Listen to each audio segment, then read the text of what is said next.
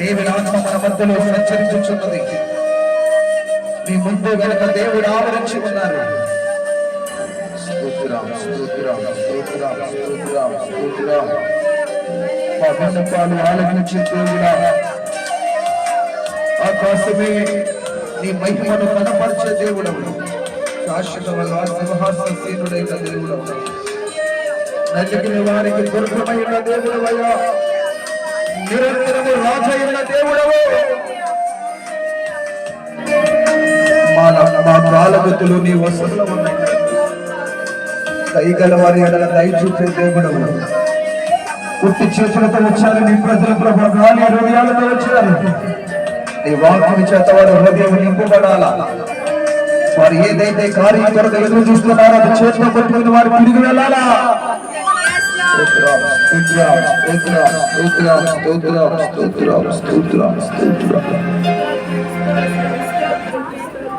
స్తోత్రం స్తోత్రం స్తోత్రం స్తోత్రమయ్యా.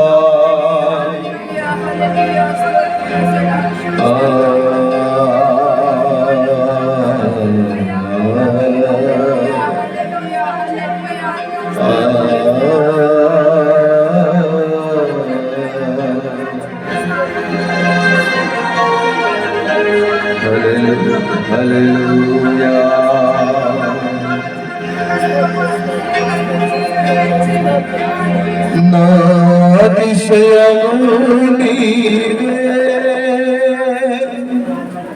నా ఆనందము నీవే,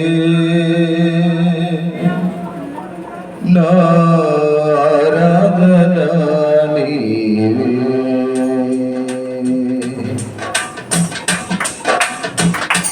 నా అతిశయము నీవే, నా ఆనందము నీవే, నా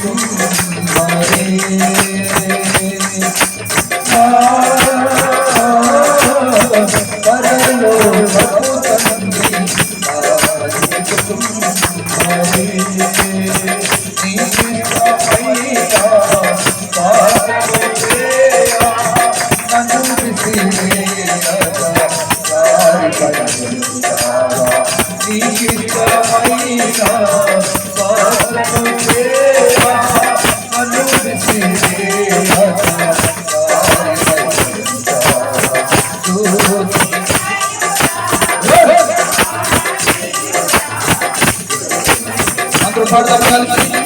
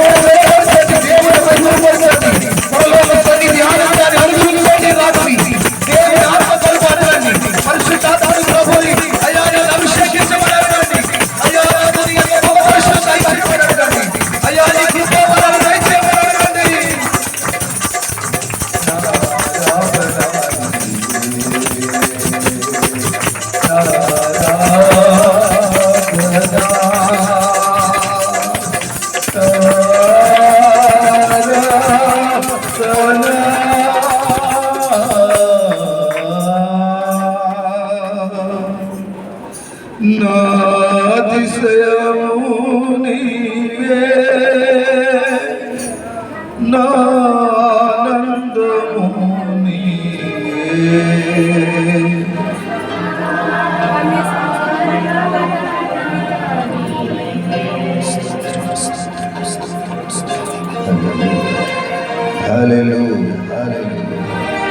ఎక్కడ వారు అక్కడే మోకరించండి, చిన్న ప్రార్థన చేసుకుని దేవుని మాటలు విందాం. ఇక్కడ వారు అక్కడే మోకరించండి, వచ్చి చిన్న ప్రార్థన చేసుకుంటే వచ్చి చిన్న ప్రార్థన చేసుకోండి.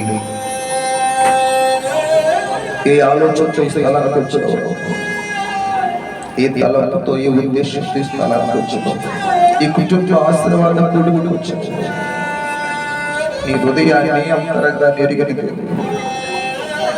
పిండమయమైనగానే నా దేవుడు నిన్ను చూశాడు తెలుసు. తల్లి గర్భములో రూపింపక మునిపై ఎరిగిన దేవుడు ఆయన.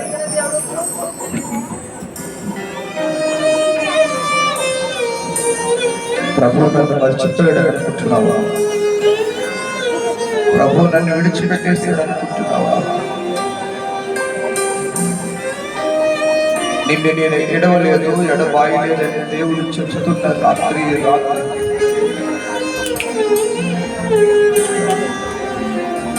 ఎన్నడూ మర్చిపోలేదు ఆయన నిన్ను. ఈ ప్రపంచంలో ఒక ప్రత్యేకమైన వ్యక్తి అనే సంగతి తెలుసా? దేవుడిని అనాది ప్రణాళికలో ఎన్నుకున్న దేవుడు ఆయన. నీవు దేవుని స్వరూపం అనే సంగతి తెలుసా? దేవుని ఆత్మ నీలో నివసించుచున్నదని నువ్వు తెలుసు, నీకు తెలుసా? ఆకాశం మీద భూమి మీద దేవుడు నీకు అధికారం ఇచ్చాడనే సంగతి నీకు తెలుసా?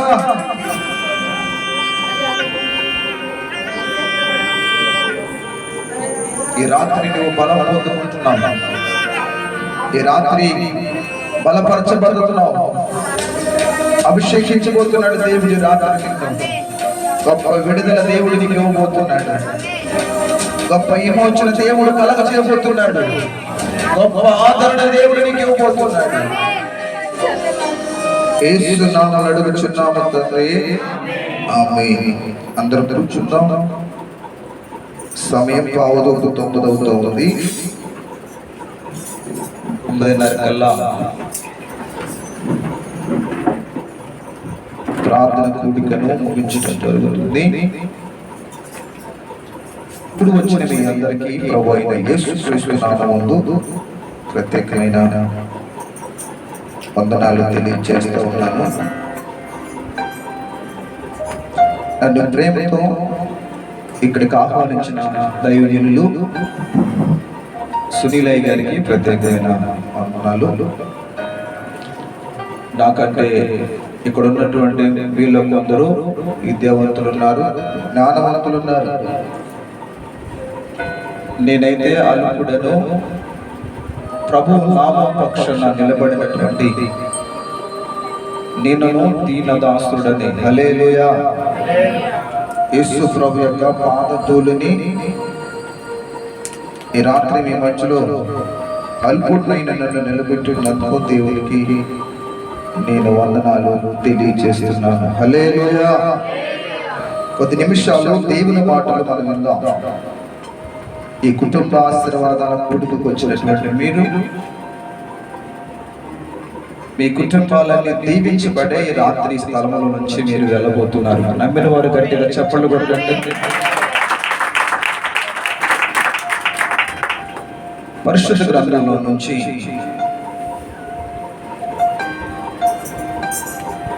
ప్రవక్త అయినటువంటి మోషే గారు రాసినటువంటి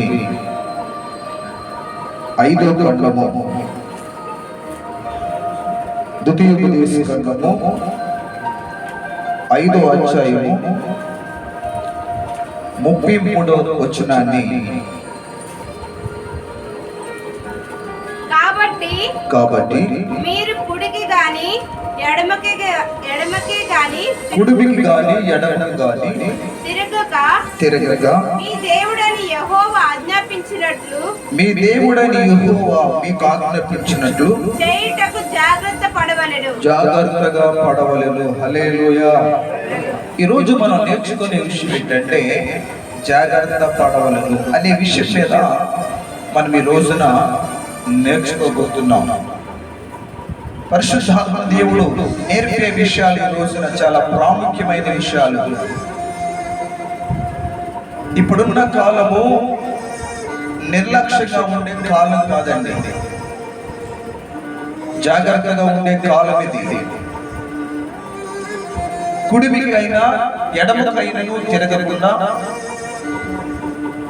నీ దేవుడైన యెహోవా నీకేదైతే సెలవిచ్చాడో, నీకేదైతే ఆజ్ఞాపించాడో అది చేయడానికి జాగ్రత్త పడాలా. హల్లెలూయా. ఏం చేయాలంటే జాగ్రత్త పడాలా, జాగ్రత్త పడాలి. కరెంట్ విషయంలో ఎవరైనా అజాగ్రత్తగా ఉంటారండి? ఎందుకని? అంతే.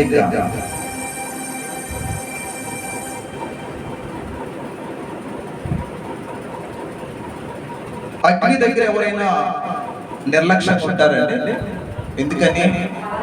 కాల్ చేస్తారు కాబట్టి.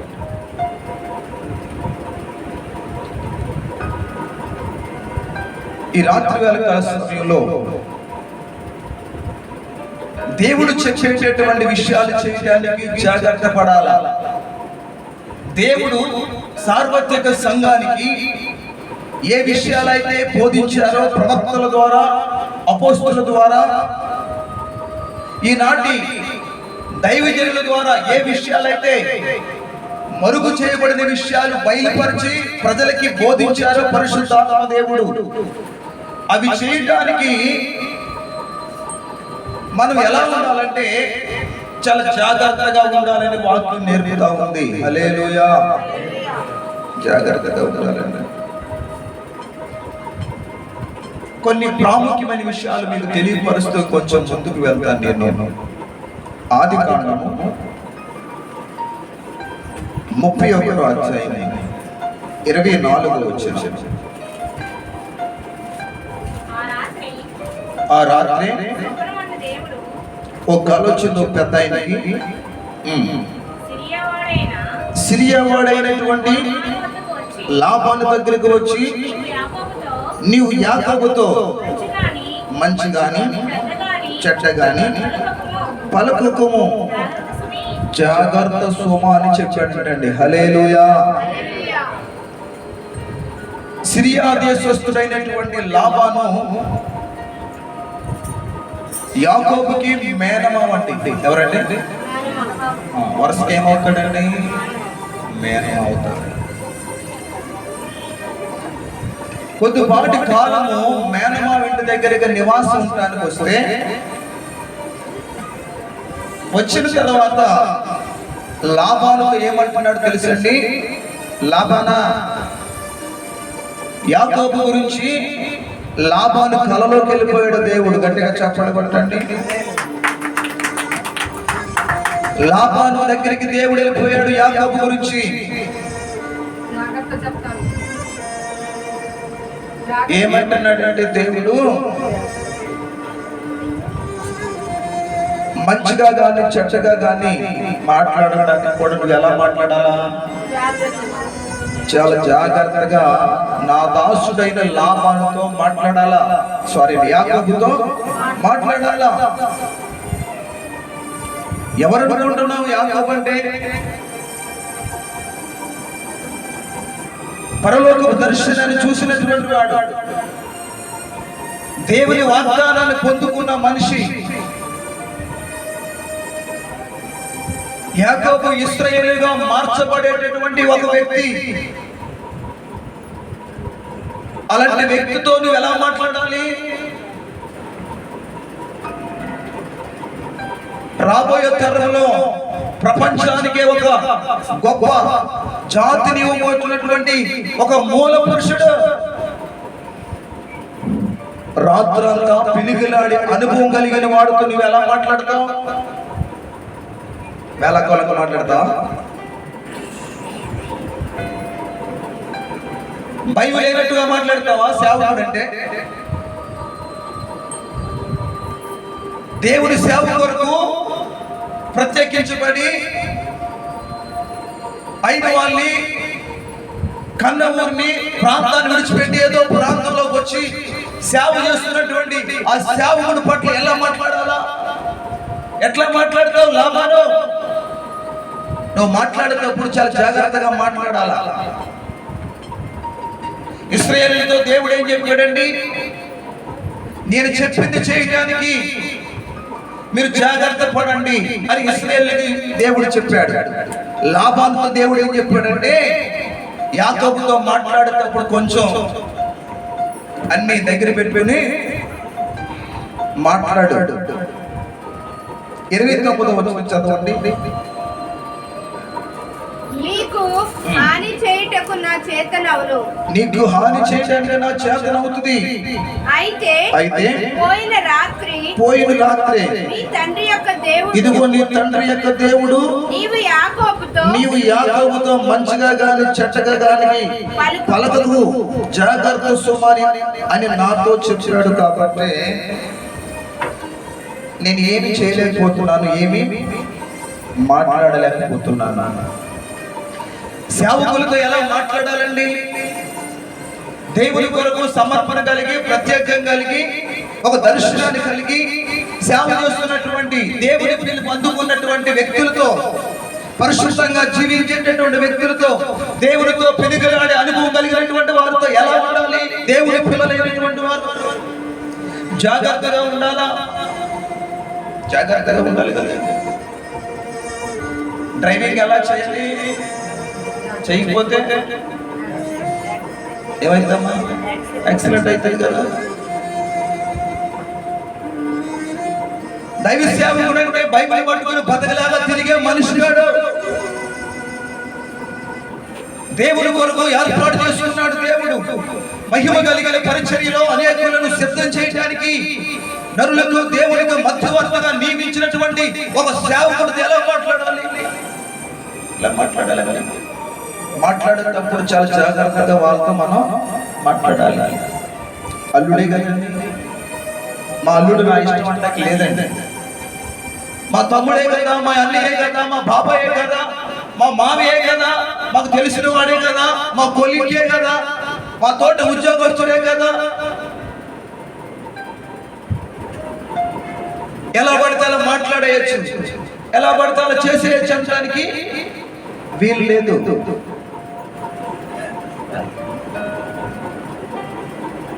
మా అల్లుడే, నేను పెద్దోడిని,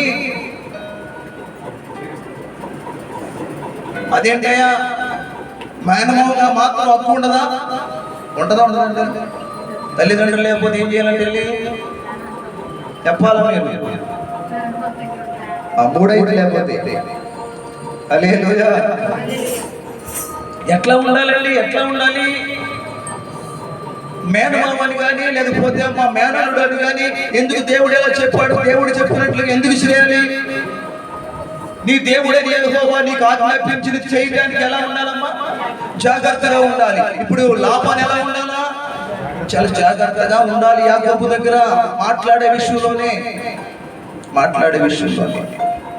ఇంకొంచెం ముందుకు వెళ్తాను. నిర్గమకాండము 22 త్వరగా నిర్గమ 22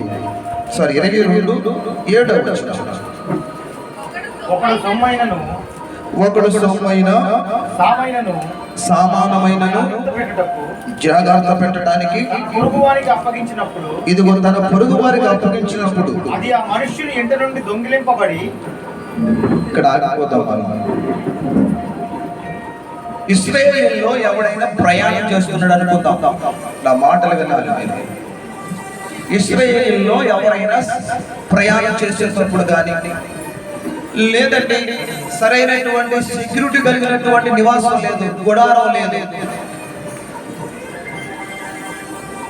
వారు కలిగినటువంటి కొంత సొమ్మైనను వస్తువులైనను జాగ్రత్త పెట్టడానికి ఇచ్చినప్పుడు అప్పగించుకున్నటువంటి నువ్వు ఎంత జాగ్రత్తగా ఉండాలండి. దొంగలు పడ్డారు అంటే ఎవరిది ప్రాబ్లం అండి? ఎవరిది తప్పు? ఇచ్చిన వాళ్ళ. నీ మీద ఎంతో నమ్మకంతో, నీ మీద ఎంతో బాధ్యతతో నమ్మి నీకు కొన్ని వస్తువులు ఇస్తే, కొన్ని ఆత్మలు అప్పగిస్తే నీకు మరి దొంగలించబడతా ఉన్నాయంటే కారణం ఏంటండి?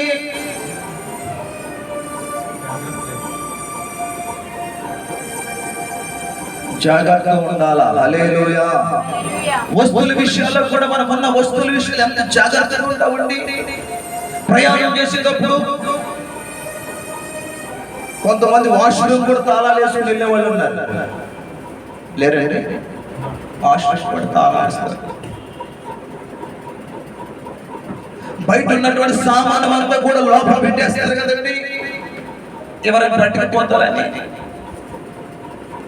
అనుకున్న విలువైన వస్తువులే కాకుండా బయట వాడుకునే వస్తువులు, బకెట్ కావచ్చు, మరొకటి ఏదైనా కావచ్చు,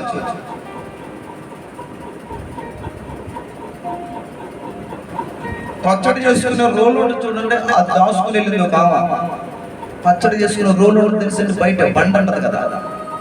పల్లెటూరులో తొక్కుడు పచ్చళ్ళు చేసుకున్న మిక్సీలో పెట్టండి, ఆ బండ అంటదంటే ఆ చెక్కతో చేయబడి తీసుకుని దాచుకుని వెళ్ళింది వస్తువు. అది ఎత్తుకుపోతారు ఏమైనా, లేదా కుక్కలు లాగేస్తాయేమో బయట ఉంటుంది. నీకు ఇవ్వబడినటువంటి వస్తువుల విషయాల్లో జాగ్రత్తగా ఉండాలి కదా. మాట్లాడే విషయంలో జాగ్రత్తగా ఉండాలి కదండి. దేవుడు నీకు ఆజ్ఞాపించిన విషయాలు చేయడానికి ఎట్లా ఉండాలి? చాలా జాగ్రత్తగా ఉండాలి. యెహోషువ గ్రంథం 1:7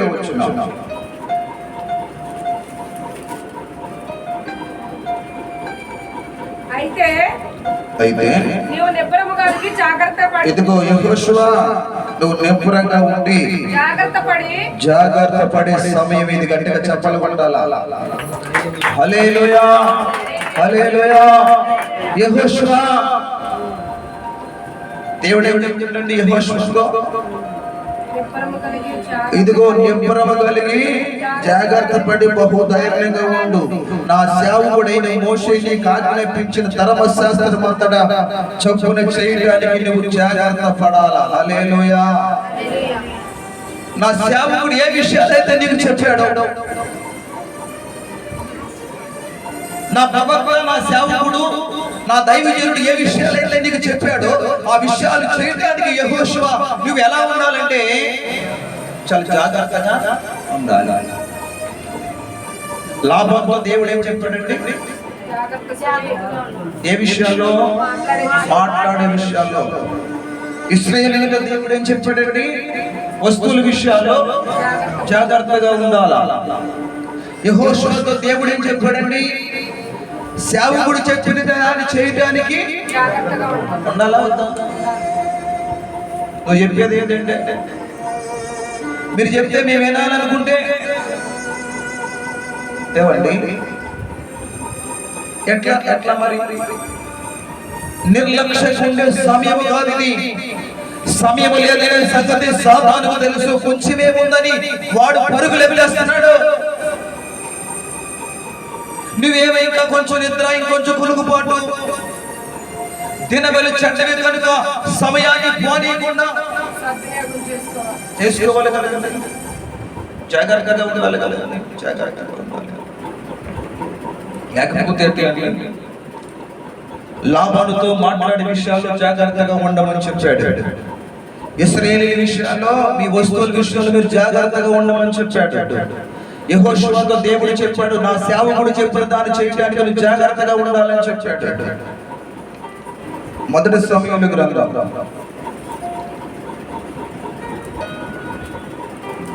'దానికి ముందుగా న్యాయాధిపతులు చూడండి ఒకసారి. న్యాయాధిపతులు 13:4 కాబట్టి నీవు జాగ్రత్తగా ఉండి. ఎవరితో చెప్తున్నాడండి దేవుడు? మనోహ అనేటువంటి అతని యొక్క భార్యతో దేవుడు ఏమని చెప్తున్నాడంటే, అమ్మా జాగ్రత్తగా ఉండి కాబట్టి నువ్వు జాగ్రత్తగా ఉండి ద్రాక్షారసమునే గాని ఇదిగో ద్రాక్షారసం గాని మద్యము గాని తాగకుండము అపవిత్రమైన దాన్ని దేన్ని తినకుండము. హల్లెలూయా. సంసోను తల్లితో దేవుడు చెప్పే విషయాలు, నీ కడుపులో నాజీరు చేయబడినటువంటి అభిషేకించబడినటువంటి ఫిలిస్తీని హతం చేసేటటువంటి ఒక బలమైన వాడు పుట్టబోతున్నాడు. నీ గర్భంలో ఉన్నప్పుడు ఏది పడితే తినేదు, అపవిత్రమైనది ఏది తినకో, పందిమాసం తినకో, మద్యం తాగో. కొంతమందికి తాటికలు తాగాలనిపిస్తుంది అంటాడు, కొంతమందికి తాటికలు తెలుసండి, ఈతకలు, మట్టి పిల్లలు తింటారు, కొంతమంది మట్టి పిల్లలు తింటారండి, శుద్ధ మొక్కలు. మరి మీ ఏరియాలో తింటారు లేదా? మా ఏరియాలో తింటారు. అలాంటి కోరికలు కూడా తీయాలి. కొంతమంది బీరు తాగాలనిపిస్తుంది, కొంతమంది నాటు కొడితే బ్యాండీ తాగాలనిపిస్తుంది. ఏది పడితే అదే తినకూడదు కదండి. అపవిత్రమైనది ఏది తినకూడదు. ఆ విషయాలు ఎలా ఉండాలి? చాలా జాగ్రత్తగా ఉండాలి. లాభంతో దేవుడు ఏమన్నాడండి మాట్లాడే విషయంలో? ఇశ్రాయేలీయులతో వస్తువుల విషయాల్లో, యెహోషువతో, మనోహు భార్యతో ఏమన్నాడు? తినే విషయాల్లో చాలా జాగ్రత్తగా ఉండాలా. క్రైస్తవులైన వారు ఏది పడితే తినకూడదు, ఎక్కడ పడితే అక్కడ, ఏ ఫంక్షన్ పడితే ఆ ఫంక్షన్కి, ఎక్కడ పడితే ఏ హోటల్ దగ్గర ఆ హోటల్ దగ్గర నీట్గా శుభ్రంగా ఉండాలి కదా. దేవుని ఆత్మచేత నింపబడినటువంటి వాళ్ళు మనం.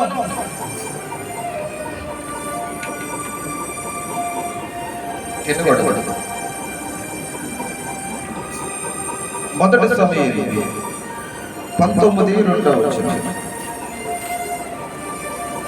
సౌలు కుమారుడైనటువంటి యోనాతాను దావీదు యందు బహు ఇష్టం గలవాడు. దావీదు అంటే చాలా బహు ఇష్టం గలవాడు ఉండి దావీదుతో ఇట్లా నేను దావీదుతో ఏమన్నాడండి? నా తండ్రి అయిన సౌలు నిన్ను చంపవలెను. ఇదిగో నా తండ్రి అయినటువంటి సౌలు నిన్ను చంపడానికి ప్రయత్నం మీద ఉన్నాడు, చాలా ప్రయత్నాలు చేస్తున్నాడు.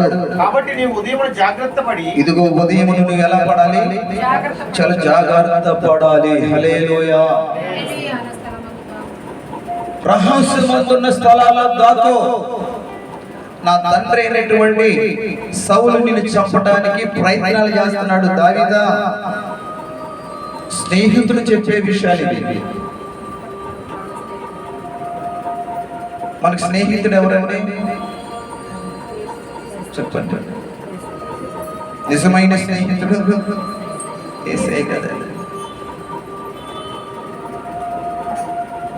చెప్తున్నాడుగా, ప్రపంచానికి చెప్తున్నాడుగా, సౌలు లాగా చంపడానికి ప్రయత్నాలు చేస్తున్నాడని. దాక్కోమని చెప్తున్నాడు కానీ తప్పించుకుని తిరగమని చెప్తున్నాడు కదా. ఆత్మీయంగా నిన్ను చంపేయడానికి చూస్తున్నాడు అపవాది. ఎన్నో బాణాలు వేయడానికి, అగ్ని బాణాలు నీ మీద గురి పెట్టాడు. ఆత్మీయంగా బ్రతికి ఉన్నటువంటి నిన్ను పాపముల చేత, అపరాధముల చేత చంపేయడానికి చూస్తున్నాడు. ఎట్లా ఉండాలండి? చాలా జాగ్రత్తగా ఉండాలి కదండి. నీ దేవుడని యెహోవా నీకు చెప్పింది చేయడానికి నీవు కుడిము కానీ ఎడమ కానీ తిరగకుండా ఆయన ఆజ్ఞాపించిందల్లా చేయడానికి ఎలా ఉండాలంటే చాలా జాగ్రత్తగా ఉండే సమయం ఇది. లాభాలతో దేవుడు చెప్పాడు మాట్లాడే విషయంలో జాగ్రత్తగా ఉండాలి. క్రైస్తవులు ఎందుకు ఉండాలండి? మా నోరు మా ఇష్టం, మా నాలుకండి, మా పెదవులండి, మీరెవరని చెప్పడానికి కుదరదండి, కుదరదు. మత్తయి సువార్త 12వ అధ్యాయం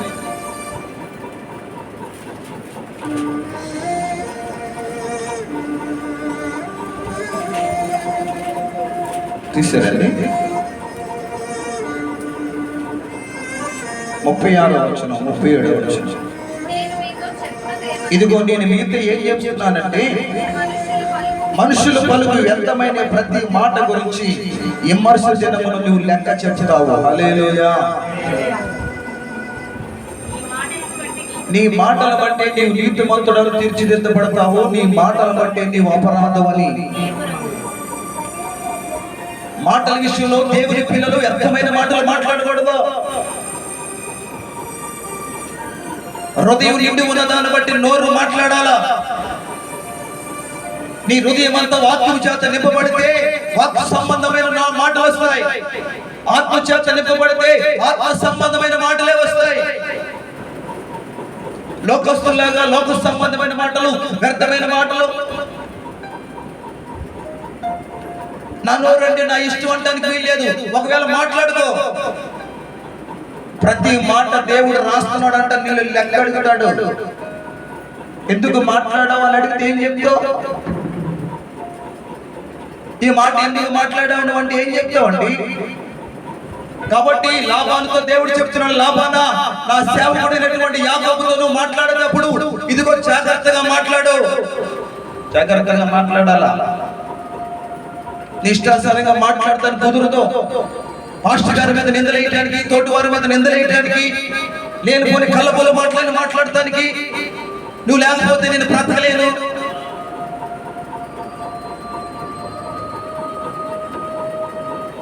ఇలాంటి కళ్ళబోలు మాట్లాడకూడదు.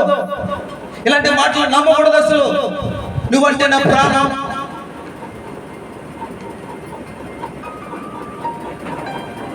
ఇవన్నీ వ్యర్థమైన మాటలు.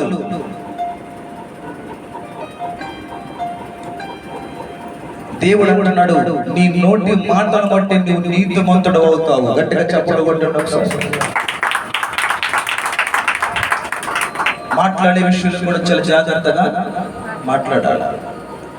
వస్తువుల విషయాలు చాలా జాగ్రత్తగా ఉండాలి. ఇశ్రాయేలు ప్రజలారా, యెహోషువ నీ సేవకుడు చెప్పింది నువ్వు చేయడానికి జాగ్రత్త పడు. నువ్వు ఏది పడితే అది తినకూడదు, అపవిత్రమైన తినకూడదు. నీ కడుపులో పరిశుద్ధమైనటువంటి ఒక జనం రాబోతోంది, ఒక అభిషేకుడు రాబోతున్నాడు. నీ పాప ఆ బిడ్డకి ఎందుకంటే మళ్ళీ పుట్టబోయే బిడ్డకి నువ్వు తీసుకున్న ఆల్కహాలు, నువ్వు తీసుకున్న అపవిత్రమైన ఆహారం నీలోంచి మళ్ళీ ఎవరికి వెళ్తుందండి? ఎవరికి వెళ్తుంది? బిడ్డకే కదండి. మరి తినకూడదుగా ఏది పడుతుంది. జాగ్రత్తగా ఉండాలా తినే విషయాల్లో. క్రైస్తవులు కూడా దానియేలు అన్నాడు, ఆ రాజుగారు తినేటువంటి అపవిత్రమైంది ఆ భోజనం మాకు వద్దన్నారు. కృతజ్ఞత స్తుతులు చెల్లించి తినేయచ్చు కదా. తినేయచ్చు కనబడండి. ప్రార్థన చేసుకుంటే పరిశుద్ధపరచవచ్చు కదా. బ్యాప్టిస్ట్ కూడా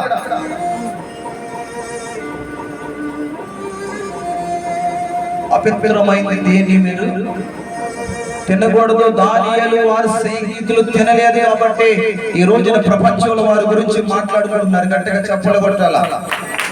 తినకపోతే ఏమైందండి? అయ్యా సాదా సీతా తినే ఆహారం పెట్టడం మాకు చాలు. రాజుగారు తినే భోజనం కానీ ఆ ద్రాక్షారసం కానీ తిని మేమేం చేయమంటే అపవిత్రం పరచబడం, అపవిత్రమైన మీరు తినం. అగ్ని వాళ్ళతో నిలబడిందంటే సింహాలు నిలబడతాయా? దేవుని కోసం నోరు కట్టుకుంటే ఏమైతుంది? దేవుని కోసం, పవిత్రత కోసం, పరిశుద్ధత కోసం.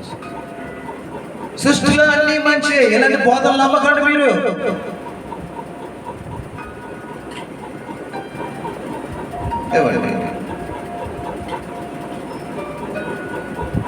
దావీదుతో చెప్తున్నాడు యోనాతాను, నా తండ్రిని చంపడానికి చూస్తున్నాడు కాబట్టి ఎలా ఉండాలి?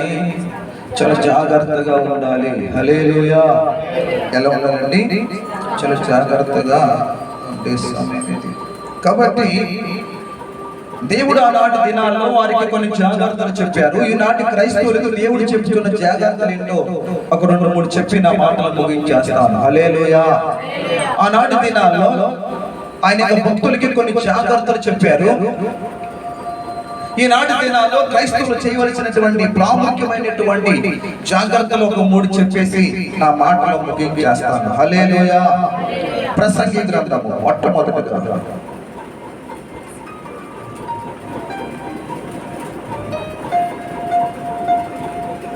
అమ్మ కూర్చొని చెప్పచ్చా? లేదా మీరు పడుకుని ఉంటారా? కూర్చొని చెప్తారు. ఓకే, దేవుని స్తోత్రం. ప్రసంగి 5:1. ఇదిగో నీవు దేవుని మందిరానికి పోయినప్పుడు హల్లెలూయా. ఈనాటి క్రైస్తవులు చేయవలసిన పని ఏంటంటే 6 దినాలు పని చేసి ఎక్కడికి వెళ్ళాలండి? 7వ దినం ఎలా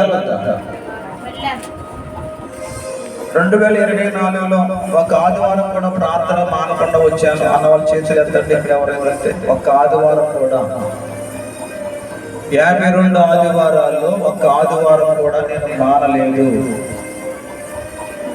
దేవుని స్తోత్రం. 2025 వచ్చిన తర్వాత జనవరిలో 4 ఆదివారాలు అయినాయి, ఫిబ్రవరిలో కూడా ఆల్రెడీ 4 ఆదివారాలు అయినాయి, 8 ఆదివారాలు అయినాయి. ఒక ఆదివారం కూడా మానకుండా నీ దేవుడు చెప్పింది నువ్వు చేయడానికి జాగ్రత్త పడాలి కదండి.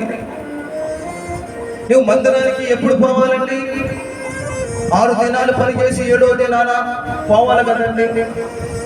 మరి ఆ రోజునే బొంతలని బయటేసి కూర్చుంటే ఉతకడానికి బొంతలండి, దుప్పట్లు, బెడ్షీట్లు, ఈ తలగడ దుండుకుని ఈ కవర్లన్నీ కూడా బయటేసి నానబెడుతుంది. ఇంకేమా అక్కడ ఆరాధన అయిపోతుంది. ఆ రోజే తెస్తాడు 2 కేజీలు 3 కేజీలు చేప తోముకొని కూర్చుంటుంది. ఇంకా ఎట్లా జరుగుతుంది? ఆ రోజే అన్ని బయట వేస్తుంది. ఎత్తడి సామాను అంతా, సేవెండి సామానాలన్నీ వేసి అంత చింతపండు తీసుకుని తోమతో కూర్చుంటుంది. ఇంకా ఎట్లా కుదురుతుంది? అమ్మ ఆరాధనకు రాలేదేంటి అన్నావు అనుకో, అయ్యా బయలుదేరేటప్పుడు ఏంటో తల ఇసిరేసిందంట. తల ఇసిరేసింది, నీకు తల తిప్పేసిందండి, కళ్ళు తిరిగిపోయాయండి. ఈ డొక్కల నుంచి ఆ డొక్కలోకి వచ్చింది. ఏమొచ్చింది? పోయే కాలం వచ్చిందా? అదేంటంటే గ్యాస్ అని మరలా ఎందుకు తినాలి? అరకుండా వెంటనే ఎందుకు తినేయాలండి? శనివారం రాత్రి ఒక ఎందుకు తినేయాలా?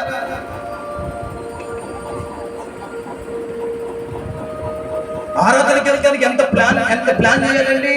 ఏదైనా ఫంక్షన్కి వెళ్తాక అయితే 3 రోజుల ముందే ప్రాక్టీస్ చేస్తానేమో. ఏ శారీ కడదామా?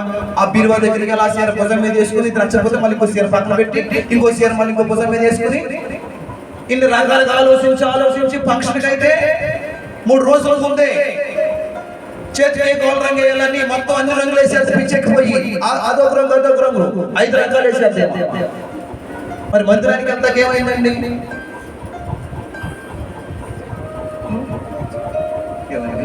చేతికి ఏ బ్యాంగిల్స్ వేయాలో కూడా ఆలోచన. మ్యాచింగ్ చీరలో కలిసి మ్యాచింగ్ వేయాలి.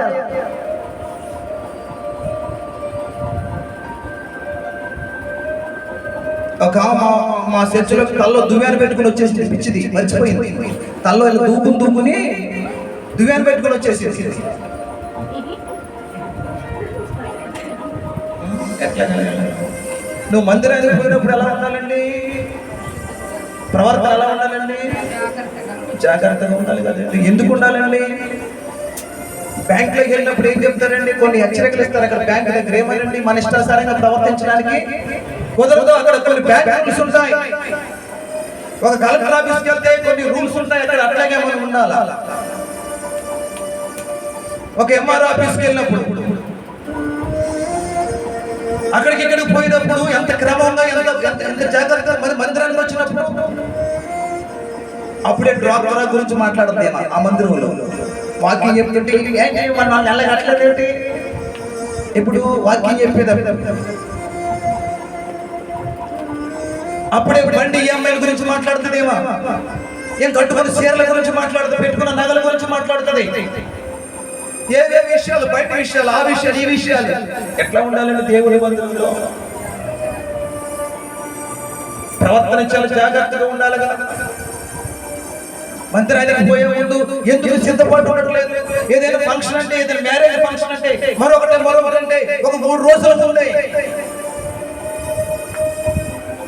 బంగారం ఏమో నల్లబడిందని తీసి మళ్ళీ అట్లా తోమి చక్కగా తోమి బెస్తో తోమి కాలు మళ్ళీ పట్టి ఏమైనా మాసిపోయినామని నల్లగొని తెల్లగొని చూసి అవసరం కాల్ చేసి మళ్ళీ మంటలేసి ఇన్ని రకాలుగా ఇన్ని విధాలుగా ప్లాన్లో ఫంక్షన్కి వెళ్తామే. మందిరానికి ఏమైందండి? నీ కొరకు ప్రాణం పెట్టి, నీ కొరకు రక్తం అంతా కార్చి, నీ కొరకు అక్కడ నివాసాలు సిద్ధం చేస్తూ ఉంటే ఒక సేవకుడిని పంపించి మీ మధ్యలోకి ప్రాంతాలను పంపించి మిమ్మల్ని సిద్ధపరచాలని ఆయన ప్రయాసపడతా ఉంటే ఎందుకు లేదండి? ఆ చురుకు ఎందుకు ఉండట్లేదు? ఆ ఉత్సాహం ఎందుకు ఉండట్లేదు మందిరానికి వెళ్ళడానికి? ఏమండి ఎందుకు ఉండట్లేదండి? అట్లయితే ఎలా కుదురుతుందండి? కుదరదు కదా. నువ్వు మందిరానికి వెళ్ళినప్పుడు నీ ప్రవర్తన జాగ్రత్తగా చూసుకోవాలి.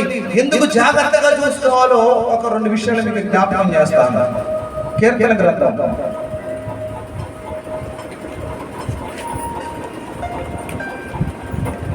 84 2వ వచనం.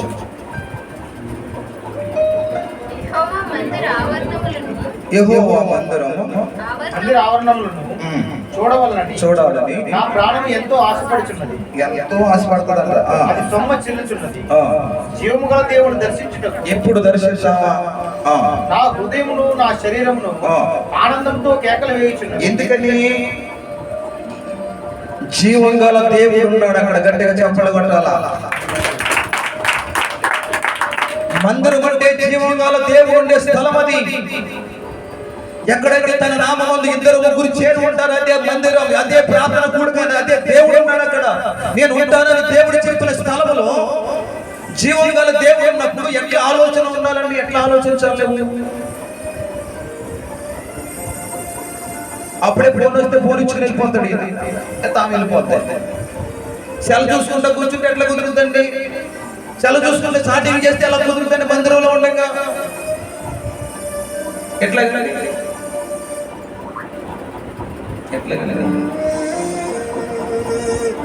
నిద్ర రావడం లేదని మందిరానికి పంపించిందంట భర్తని. అక్కడ కనుక నిద్ర అవుతుందని. ఆయన ఉన్నది ఏంటంటే నడువు నొప్పి. నడువు నొప్పి వాళ్ళు ఏం పడుతుందంటే నిద్ర. ఈ నడువు నొప్పితో వచ్చి మందిరంలో కూర్చున్నాడంట. ఆ వెనకాల ఎవరు వస్తున్నాడంట? వాడి కబడ్డీ ఆట ఆడే ఆడుతుందంట. కబడ్డీ ఏమంటే కబడ్డీ. ఈడు నిద్రలో వెళ్ళిపోయాడు, పక్కన నిద్రపోతే ఈడు నిద్ర వచ్చేస్తుందండి. ఈడు ఆ నిద్రలో కోతకి వెళ్ళిపోయాడు. ఈడు ఎక్కడికి వెళ్ళిపోయాడండి? కోతకి వెళ్ళిపోయాడు. కోతకెళ్ళి ఆ అధ్యక్షున్న టీంని తను తరగదండి. ఈ తండ్రి ప్రక్రియలో ఎదురు వాడిని ఒక్క తను తన్నడంతా నడువు నొప్పి సెట్ అయిపోయింది.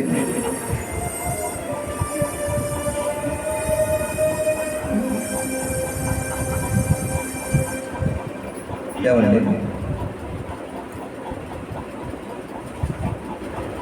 మందిరములో నిద్ర పోకూడదు. ఏం పోకూడదంటే నిద్ర పోకూడదు.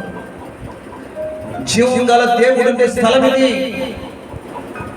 భూమిని ఆకాశాలు సృష్టించినటువంటి జీవం గల దేవుడు. నేనే జీవము, నేనే సత్యము, నేనే మార్గము, నేనే ద్వారం అని చెప్పారు కదండి ఆయన.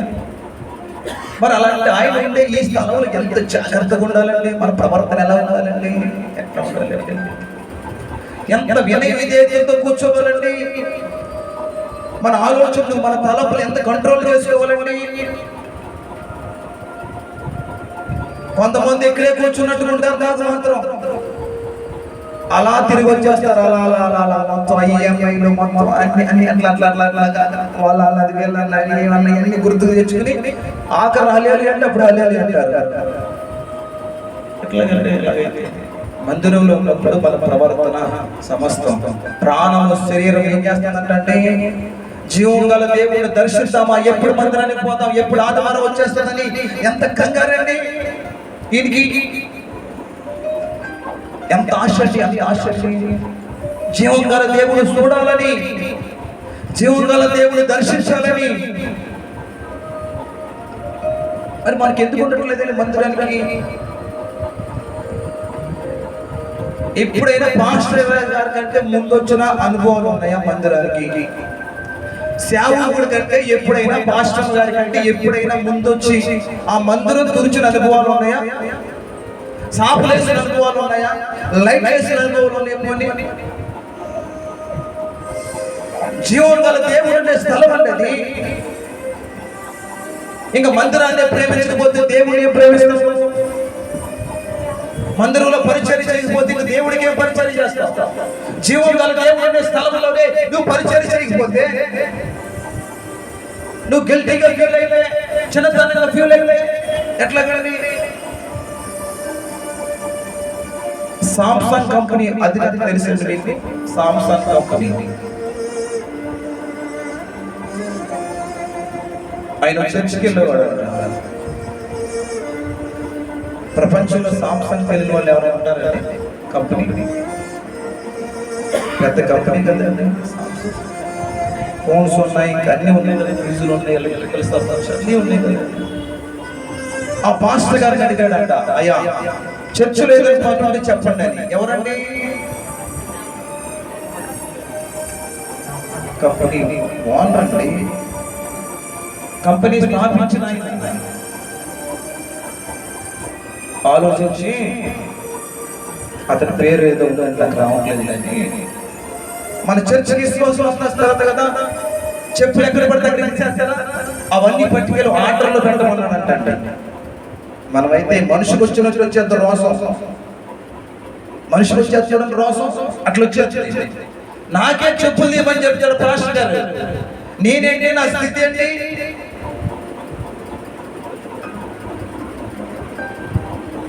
ఏమని ఆ దైవజనుడు చెప్పిన మాట విని ఆ చెప్పులన్నీ తీసుకెళ్ళి ఆర్డర్లో పెడతాడు. గట్టిగా చెప్పకూడదు ఒకసారి. దేవుడు పరిచర్య చేయించుకోవడానికి రాలేదు, పరిచర్య చేయడానికి వచ్చాడు. ఏమి నేర్చుకుంటున్నావు? ఏం నేర్చుకుంటున్నారని మందిరాన్ని ఎలా చూసుకోవాలి? ఎందుకంటే జీవన వల్ల దేవుడు ఉండే స్థలం కాబట్టి అక్కడ మన ప్రవర్తన చాలా జాగ్రత్తగా ఉండాలి. మరొక విషయాన్ని జ్ఞాపకం చేస్తాను అన్న, మన టైం సరిపోతాం. మీకు మాకు ట్రైన్ వచ్చింది. మొదటి సమయంలో 3 మొదటి సమయంలో 3 రెండవ వచనం ఉంచుతారు. ఆ కాలంలో ఆ కాలమందు ఏలీ కన్నులు మందదృష్టి గలవైనందున అతడు చూడలేక తన స్థలమందు పండుకొని ఉండగాను దీపము ఆరిపోక మునుపు సమూయేలు దేవుని మందసము ఉన్నది యెహోవా మందిరంలో పండుకొని ఉండగా యెహోవా సమూయేలును పిలిచెను. హల్లెలూయా. ఎవరు పిలిచారండి? ఎక్కడ పిలిచారండి? అంటే దేవుడు స్వరం వినబడే స్థలం అది. జీవం గల దేవుడు ఉండే స్థలము, దేవుడు స్వరం ఉండే స్థలంలో ప్రవర్తన ఎలా ఉండాలండి? చాలా జాగ్రత్తగా ఉండాలి కదండి, చాలా జాగ్రత్తగా ఉండాలి కదా. దేవుడు మాట్లాడేటువంటి ఆ స్థలంలోనూ, దేవుడు నివసించే స్థలంలో ప్రవర్తన చాలా జాగ్రత్తగా ఉండాలి. ఈనాటి దినాల క్రైస్తవులకి ప్రవర్తన సరిగ్గా ఉండట్లేదండి. మందిరానికి వచ్చినప్పుడు చాలా జాగ్రత్తగా ఉంచుకోవాలి మన ప్రవర్తనని. 3వదిగా మనం చూస్తే 2వ దినవృత్తాంతాలు 5:13-14 ఉంటది. వాళ్ళు ఆరాధన చేస్తూ ఉండగా మహిమ మేఘము దిగి వచ్చిందంట ఆరాధనలోకి. గట్టిగా చెప్పడం ఒకసారి. అంటే మందిరములో దేవుని స్తుతిస్తున్నప్పుడు, దేవుని ఆరాధిస్తున్నప్పుడు, ఘనపరుస్తున్నప్పుడు మహిమ మేఘము అంటే దేవుని మహిమ దిగి వచ్చే స్థలం అది. జీవం గల దేవుడు ఉండే స్థలము, దేవుడు స్వరగడబడే స్థలము, దేవుని మహిమతో నింపబడే స్థలములో మన ప్రవర్తన ఎంత జాగ్రత్తగా ఉండాలండి, ఎంత జాగ్రత్తగా ఉండాలండి, జాగ్రత్తగా ఉండాలి. 2వ దినవృత్తాంతాల గ్రంథం 29-20 వచ్చిన 2వ దినవృత్తాంతాల గ్రంథము 29-20 వచ్చిన. అప్పుడు రాజైన హిజ్కియా పెందలకడ లేచి పట్టణపు అధికారులను సమకూర్చి యెహోవా మందిరమునకు పోయి ఇదిగో దేవుని మందిరానికి పోతాడంట. గట్టిగా చెప్పాలి ఒకసారి అందరు గట్టిగా. హల్లెలూయా. కొట్టాలి, గట్టిగా కొట్టాలి అందరూ. ఆ చేతులు సామాన్ చచ్చిపోవాలి, చచ్చిపోవాలి. హల్లెలూయా. రాజు అయినటువంటి హిజ్కియా గారండి, రాజు గారికి అని పని ఉంటుంది అంటారండి? రాజుగారికి ఎన్ని బాధ్యతలు ఉంటాయండి? రాజుగారికి ఎంత ఎన్ని బాధ్యతలు ఉంటాయండి? అన్ని బాధ్యతలు ఉన్నా సరే పెందలగాడే లేచిస్తాడండి. లేచి పోయి ఒక్కడే పోతాడు మందిరానికి. ఏమండి, ఒక్కడే పోతాడండి? పోడు కదండి. పట్టణపు అధికారులను సమకూరుస్తాడు. ఎవరినండి? పట్టణంలో ఉన్న అధికారులు ఎవరైతే ఉన్నారో వాళ్ళందరినీ సమకూర్చి ఎక్కడ తీసుకుపోతాడా అంటే మందిరానికి తీసుకుపోతాడండి.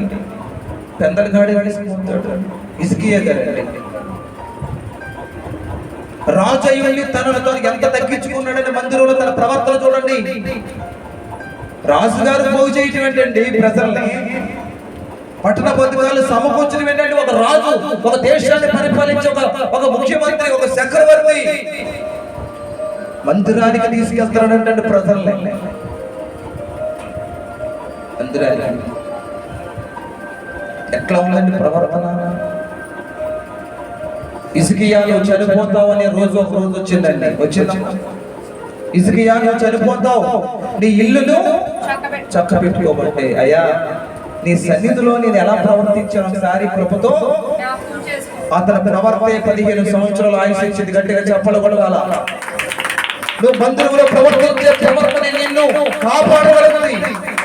చనిపోయే పరిస్థితులైనా, మృతమైపోయే పరిస్థితులైనా, అది ఏదైనా కావచ్చు, ఆరోగ్య పరిస్థితులు కావచ్చు, ఆర్థిక పరిస్థితులు కావచ్చు, ఆత్మ సంబంధమైన పరిస్థితులు కావచ్చు, చనిపోయిన పరిస్థితులు, ఇక వాళ్ళ లైఫ్ అయిపోయింది, వాళ్ళ జీవితం అయిపోయింది, వాళ్ళ కుటుంబం అయిపోయింది, ఇక లేదు అనే అనుభవాలు వచ్చినా సరే నీ ప్రవర్తన నిన్ను మరలా తిరిగి 15 సంవత్సరాలు పొడిగిస్తుందండి. అందుకే మందిరానికి పోయినప్పుడు ఎట్లా ఉండాలి? మన వాళ్ళు కొంచెం అంతా కలిగించాలండి. నడక మారిపోతే స్టైల్ మారిపోతాయి. ఒక అక్క మారింది, నడక మారిందంట, స్టైల్ మారిందంట. మన వాళ్ళు కొంచెం కలిగించాలండి. కొంచెం ఉన్నతమైన స్థితి వస్తే చాలండి, వాళ్ళు ఆపలేదు మనం. మరి ఈ రాజుగారు సైతం కూడా ఎంత తగ్గించుకుని ఎంత మందిరానికి వెళ్ళాడంటే పెందలగాడి జనాలు పూజ చేసి, ప్రజల పూజ చేసి, పోనీ ఎవరు సామాన్య ప్రజలంటే అధికారులని. అధికారులు అంటే ఎవరండి? కలెక్టర్లు, డిఎస్పీలు, ఐపీఎస్లు. అధికారులు అంటే వాళ్ళు ఏంటంటే రాజుగారు అధికారులు చేతి కింద ఎలాంటి వాళ్ళు ఉంటారండి? చిన్న వాలంటీర్లు ఉంటారండి, గుమాస్తాలు ఉంటారా, సెక్రటరీలు ఎవరెవరు ఉంటారు? ఐ రేంజ్లో ఉన్నటువంటి, ఐ కేటగిరీలో ఉన్నటువంటి వారే ఉంటారు కదండి. అలాంటి వారు అందరినీ కూడా తీసుకెళ్ళండి కదండి మందిరానికి. ఏ రోజునైనా ఒక కొత్త వ్యక్తిని మందిరాన్ని తీసుకొచ్చిన దాఖలాలు ఉన్నాయా? మన అనుభవాల్లో ఒక కొత్త మనిషిని, ఒక పరిచయం లేనటువంటి ఒక వ్యక్తితో దేవుడి గురించి మాట్లాడి నీ చుట్టుపక్కల ఉన్న వారితో ఏ రోజైనా ప్రయత్నం చేసావా? ఎట్లాగండి మరి? ఎట్లా ఎట్లా ఆశీర్వాదం వస్తుంది? ప్రవర్తన విషయంలో చాలా జాగ్రత్తగా ఉండాలని. ఎక్కడ ఉండాలి ప్రవర్తన? బ్యాంకుల్లోనూ, పోలీస్ స్టేషన్లో, కోర్టుల దగ్గర, అక్కడెక్కడ కాదని నీ ప్రవర్తన జాగ్రత్తగా ఉండవలసింది. దేవుని మందిరంలో చాలా జాగ్రత్తగా ఉంచుకోవాలి. ఎందుకంటే అక్కడ జీవగల దేవుడు ఉన్నాడు, అక్కడ దేవుని సరైన పడుతుంది, అక్కడ దేవుని మహిమ ఉండదు. కాబట్టి అక్కడ భయంతో గడగడ వణుకుతూ ఉండాలి. హల్లెలూయా, హల్లెలూయా ఉండాలి కదండి. ఇలాగే వాక్యం చెప్తుంటే, అమ్మా ముసుగులేం చెప్పి ప్రార్థన చేయకూడదు అన్నాను ఒక అక్కని. ఇక మోసం వచ్చేసి వెళ్ళిపోయిందండి. లేచి ముసుగేసుకుంటే వేసుకోపోతే దీనికి ఎందుకంటే వాక్యం చెప్పుకునే దానికి ముసుగులు ఎందుకు వేసుకోవాలండి? అసలు ఎందుకు వేసుకో? మా తల ఎవరు చూస్తారండి? మా జల్ల ఎవరు చూస్తారండి? ముసుగు ఎందుకు వేసుకోవాలని అలిగిలిపోయింది అక్క. బైబిల్ చెప్పింది స్త్రీ ముసుగులేందే ప్రార్థన చేయకూడదని, పురుషులు చేతులెత్తి ప్రార్థన చేయాలని. చేయడానికి కొంచెం ప్రయత్నం చేయాలి కదండి, వాక్యాన్ని ఆచరించడానికి, వాక్యాన్ని అవలంబించడానికి. అలిగిపోయి నాకు కోటికి సంఘం పెట్టింది. నాకు కోటికి ఏం పెట్టింది? సంఘం పెట్టి గదిలోకి వెళ్ళి మోకాళ్ళు వేసి మొదలెట్టింది. ఇక 2 పాటలు పాడతాం, గట్టిగా 2 పాటలు పాడి ప్రార్థన చేయడం మొదలెట్టింది. అయ్యా నన్ను మండించిన ప్రభా, నన్ను తగలెట్టేసి, నన్ను నిప్పెట్టేసేసి, నేను తగలెట్టి నేను నిప్పెట్టాను, ఆత్మతో అభిషేకించే ప్రార్థన చేస్తానంట. ఎక్కడ ఉండవలసిన స్త్రీ అండి?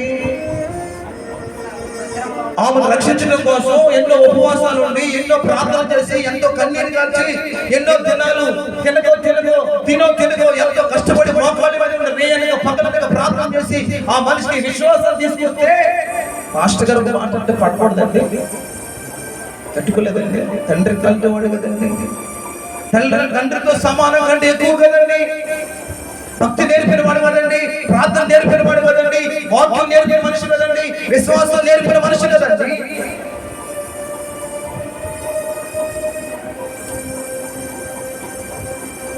అక్కగారు భర్త లారీ డ్రైవర్ 15 రోజులకు ఒకసారి వస్తాడు తొట్టి దిగి. ఎప్పుడు వచ్చి ఈ పిచ్చి ఇంటికాడ ఉండదు, మందిరం కాడ ఉంటుంది. ఈసారి ఎక్కడ ఉంది? ఇంటి దగ్గర ఉంది. ఈయన వస్తాడే ముందే నీళ్లు మస్త కాగిపోయిందంటే బాగా వేడిగా చేసేసి నీళ్లు ప్రార్థన చేసుకుంటే ఇక ఆటంకపరచడని లోపల గదులకు వెళ్ళి ప్రార్థన చేసి మొదలెట్టిందంట. ఏమని? మండించమని. ఎవరు మండించాలంట? ఇప్పుడు పొయ్యిలో ఉన్న పొల్లలో ఒక పొల్ల తీసి బయట పెట్టేవాళ్ళు ఆరిపోద్దా మండుద్దండి? ఆ పొలాల మధ్యలో ఉంటే మండుద్దా లేదా ఆరిపోద్దా? అంటే ఒకరు ఒక చోట ఉన్నప్పుడు ఒకరు సహకారం, ఒకరితో ఏమవుతుందంటే ఆత్మలు మండించబడితే ఒంటరిగా ఉంటే ఏం చేస్తామండి? ఆరిపోతాం కదండి, ఆత్మీయంగా ఆరిపోతాం కదండి. మండేస్తాడు కానీ నీళ్ళు దొరుకుతున్నాడంట. ఎప్పుడే ఆ పాస్టర్ గారు అయితే నాకు ఆటంకమే, ఈ కట్టుకున్నాడు కూడా ఆటంకమైన కోపంగా ఆ మస కాగి నీళ్ళు తీసుకొచ్చి బకెట్లు దొరికేసి వాష్రూమ్లో పెట్టి వచ్చేసి త్వరపడం మళ్ళీ సల్లి. ఈయన ఏం చేశాడు? పూర్తి చేసి వచ్చేసి తొలిపేసింది కదా నా భార్య, ముద్దుల భార్య అని ఆ జగ్గు తీసుకుని అలా పోసుకునేసరికి సర్రంగా కాలిపోయింది. గదిలోకి వచ్చే ప్రార్థన చేస్తుందంటే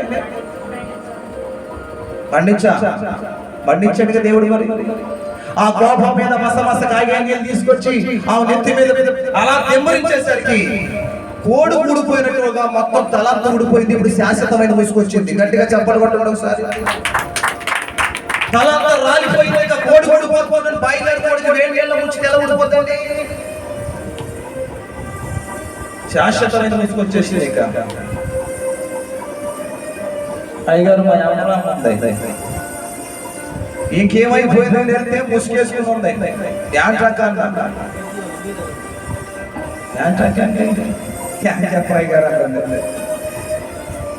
ఏం చేయాలి? నేను సంసోనుకు వచ్చినట్లుగా వచ్చేయాలైనా ప్రార్థన చేయలేదు. సంసోనుకు కొరిగేసినప్పుడు ఆయన ప్రార్థన చేసినప్పుడు ఎట్లా మొలవాలని అట్లా ప్రార్థన చేయాలి. నేను దేవుడి ఇచ్చిన వాక్యములు కుడుపులు కానీ ఎడమలు కానీ తిరగకుండా చేయడానికి ప్రయత్నం చేయాలి కదండి. జాగ్రత్తగా ఉండగల వాక్య విషయంలో.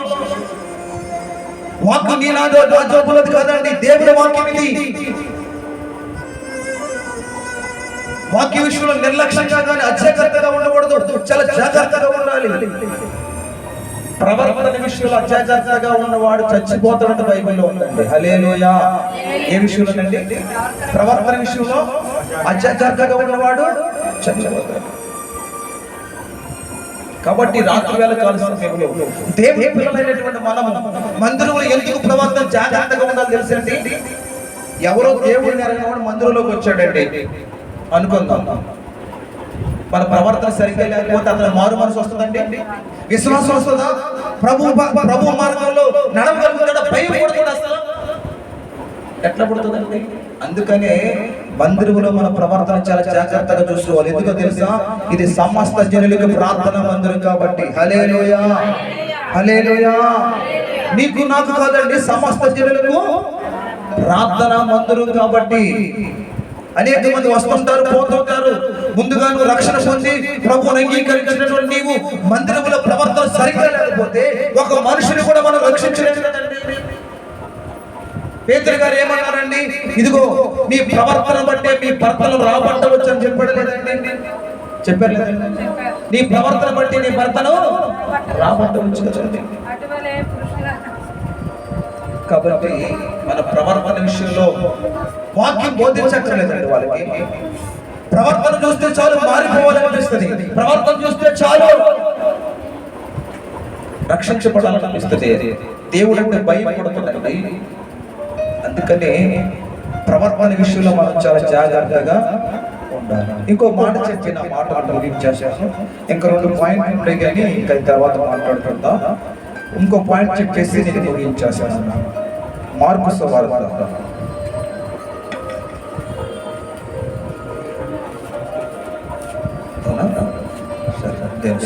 హల్లెలూయా. మార్కు సువార్త 4వ అధ్యాయం 24వ వచనం. మరియు ఆయన మీరేమి వినుచున్నారో జాగ్రత్తగా చూచుకోండి. చాలండి. హల్లెలూయా.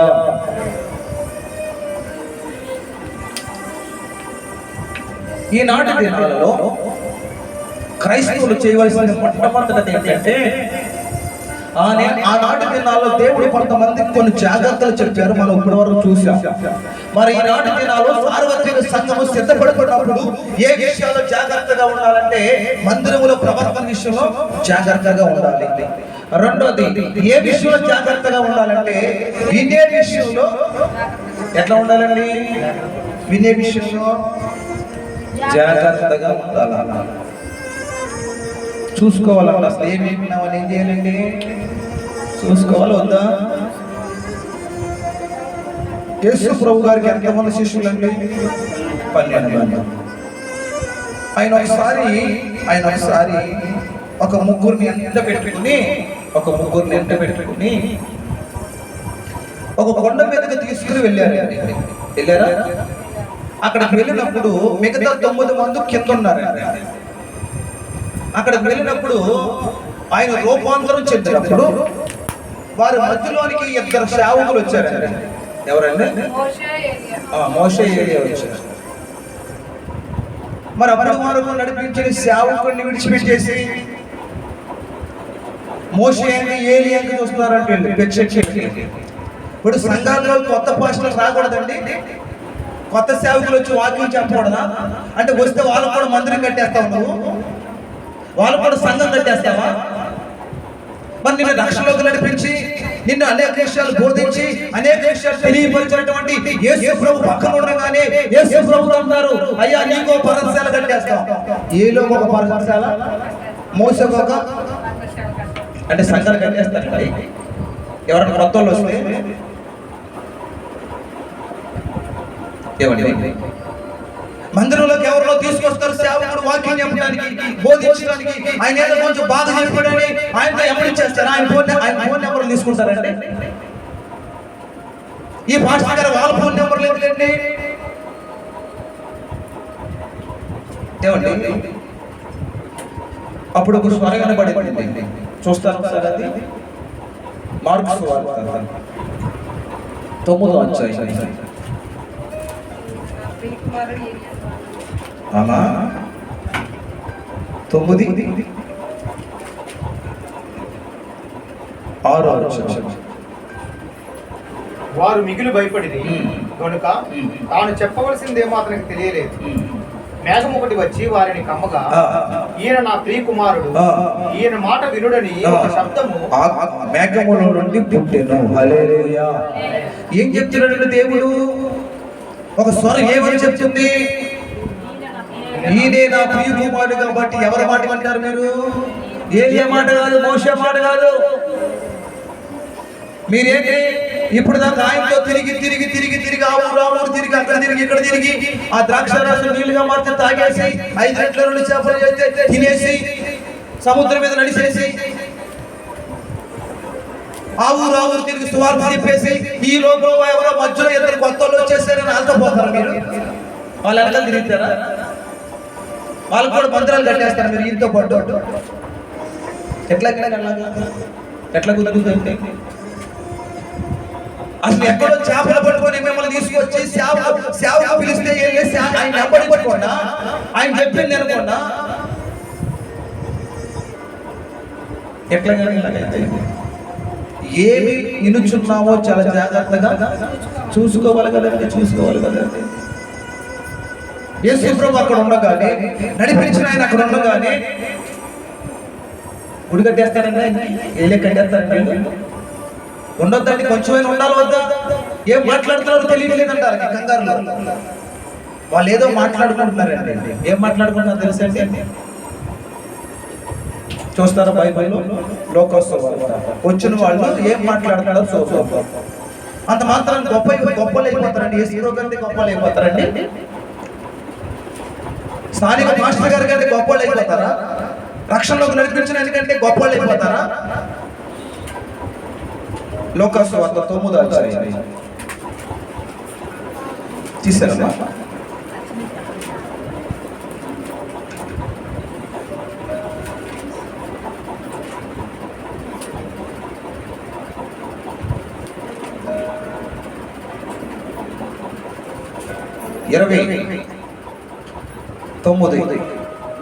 లోక 9:29. ఆయన ప్రార్థించుచుండగా ఆయన ముఖము, ఆయన రూపము మారెను, ఆయన వస్త్రము తెల్లనిపై దగదగ మెరిసెను. చదవండి. మరియు ఇద్దరు మనుషులు ఆయనతో మాట్లాడుచుండిరి. ఎవరండి వాళ్ళు? చదవండి. మోషే, ఎలీయా అనువారు. వారు మహిమతో అగపడి కొంచెం మహిమతో కనపడ్డారు.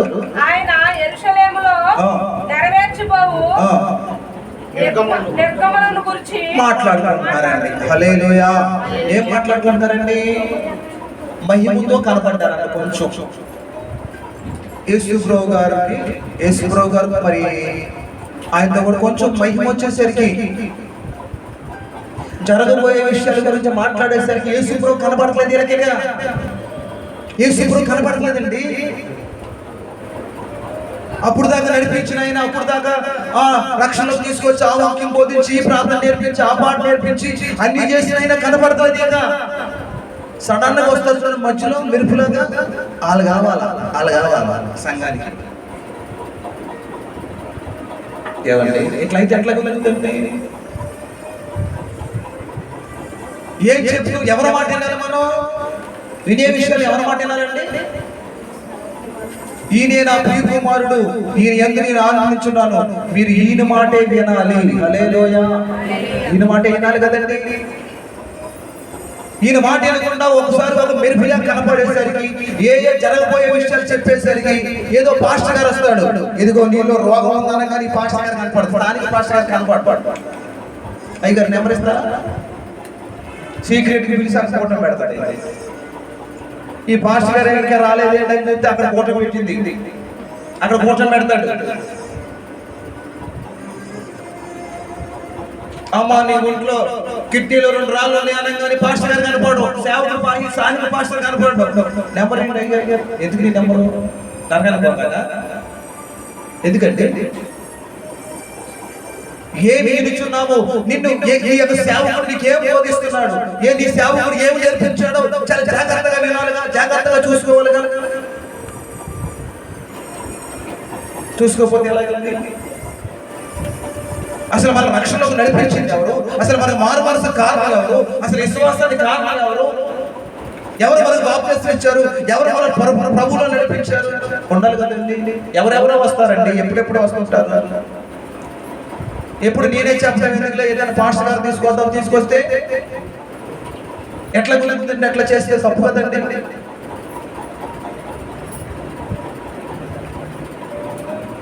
హల్లెలూయా, హల్లెలూయా. వినే విషయం చాలా జాగ్రత్తగా చూసుకోవాలి. యేసు ప్రభు దగ్గరికి ఒక గుడ్డివాడు వచ్చాడు. వచ్చినప్పుడు ఆయన ఉప్పు వేసి బురద చేసి కళ్ళకు రాసి ఎక్కడికి వెళ్ళి కడుక్కోవాలండి? నేనేమన్నా నేను పోవాలంటే కుదురుద్దంటే చెప్పింది ఏంటి? వినాలి, జాగ్రత్తగా విని అతను వెళ్ళి కడుక్కున్నాడు కాబట్టి చూపు పొందుకున్నాడు. గట్టిగా చప్పలు కొట్టాల. చూపు పొందుకున్నాడండి. నువ్వు ఏం ఎదుగుతున్నావో చాలా జాగ్రత్తగా చూసుకునే సమయం ఇది. దేవుని మందిరంలో ప్రవక్తలు చాలా జాగ్రత్తగా చూసుకునే సమయం ఇది. ఏమి ఎదుగుతున్నావో కూడా చాలా జాగ్రత్తగా చూసుకోవాలి కదా. చూసుకోకపోతే ఎలాగా? జాగ్రత్తగా చూసుకోవాలి కదా. ఆలకించే విషయంలో చాలా జాగ్రత్తగా చూసుకోవాలి. అసలు ఏమి వింటున్నాం? పౌలు గారు వాక్యం చెప్తుంటే ఆ సంఘస్థులు అంటే అసలు ఉందో లేదని ఏం చేశారంటే బైబిల్లో చూసారండి ఎంత ఎదిగారు. గలతీ సంఘం దగ్గరికి వచ్చి పౌలు గారు ఏడుస్తున్నాడు. ఎవడరా మిమ్మల్ని భ్రమ పెట్టింది? ఎవడు మిమ్మల్ని మోసపరిచింది? ఓ అవివేక గలతీయులారా, విశ్వాసం వల్ల పరిశుద్ధాత్మ పొందుకున్నారా లేకపోతే ధర్మశాస్త్ర క్రియల వల్ల పొందుకున్నారా? ఎవడు మిమ్మల్ని భ్రమ పెట్టింది? ఎంత వ్యాధన పడ్డాడండి, ఎంత వ్యాధన చెందాడండి ఆ సేవకుడు. ఎంత ప్రసన్న వేదన పడతాడు తెలుసండి. ఒక ఆత్మను రక్షించడానికి, ఒక ఆత్మ దేవుడిలోకి నడిపిస్తానికి. ఎప్పుడు స్టైల్ ఒక లాల్చి చేసుకుని తెల్లగా వచ్చి 4 మాటలు చెప్పేసి నీ ఫోన్ నెంబర్ అడిగితే తీసుకెళ్ళిపోతావా? ఎట్లా అలాగా యేసు ప్రభు వారు అక్కడ వచ్చినటువంటి ఏలియా, మోషే జరగబోయే విషయాల గురించి మాట్లాడుకున్నంత మాత్రాన మందిరాలు కట్టేస్తారండి, తలకో పరస్పరం కట్టేస్తారండి. ఇల్లు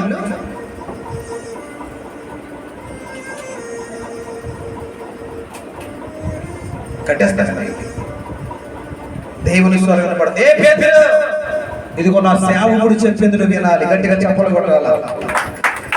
జాగ్రత్తగా చూసుకోవాలి. మనం ఏమి వింటున్నాము, మన సేవకుడు మనకి ఏమి నేర్పుతున్నాడు, ఆ విషయాలు చాలా జాగ్రత్తగా చూసుకోవాలనే సమయం ఇది.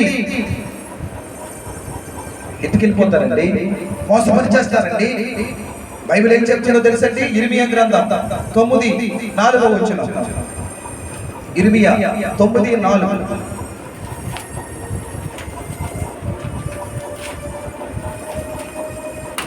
మీలో ప్రతివాడును తన పొరుగువాని విషయమై జాగ్రత్తగా ఉండవాలండి. ఎట్లా ఉండాలంటే పొరుగు వారి విషయాలు ఎలా ఉండాలంటే ఎంత ఉండాలండి? జాగ్రత్తగా ఎందుకు ఉండాలండి?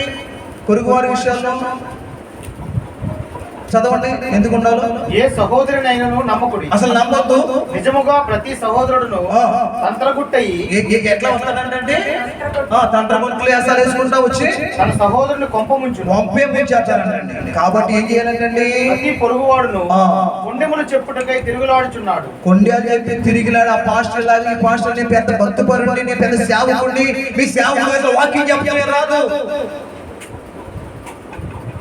నమ్మి తీసుకొచ్చి 4 మాటలు చెప్పమని ఆ మైక్ సమయం ఇస్తే ఏం చెప్పాలండి?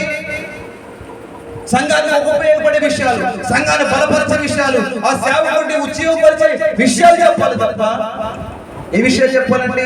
నమ్మి తీసుకొచ్చి నీకు మైక్ అప్పు చెప్తే మళ్ళీ అదే పాస్టర్ మీద కొండలు చెప్తావా? అదే పాస్టర్ మీద చెడ్డ మాటలు చెప్తావా? నీవు కొంప ముంచేస్తారండి. నా మాట అనేది ఎవరి మాట అనేది? దేవుని మాట. నమ్మి మనం ఏదో చేస్తే, నమ్మి ఏదో సహాయం చేస్తే, నమ్మి ఏదో మనం అప్పగిస్తే ఎంతమంది అండి నమ్మి సంతకం పెట్టి ఎంతమంది అప్పులు కడుతున్నారండి? కడతారు లేదు. నమ్మి సంతకం పెట్టడానికి అడిపోయాడు కట్టు అంటుంది. చచ్చినట్టు కట్టాలి. ఆడి ఇప్పుడు ఏమంటాడు? మన పంప ముంచాడు అంటుంది ఆయన. ఏంటి ఆవిడ ఎట్లా పంప ముంచేస్తారండి. చాలా జాగ్రత్తగా ఉన్నారు ప్రతి విషయంలో. యేసు ప్రభు ఏమన్నాడు తెలుసండి? చూడండి యేసు ప్రభు ఏమన్నారు? మార్కు సువార్త 13:28.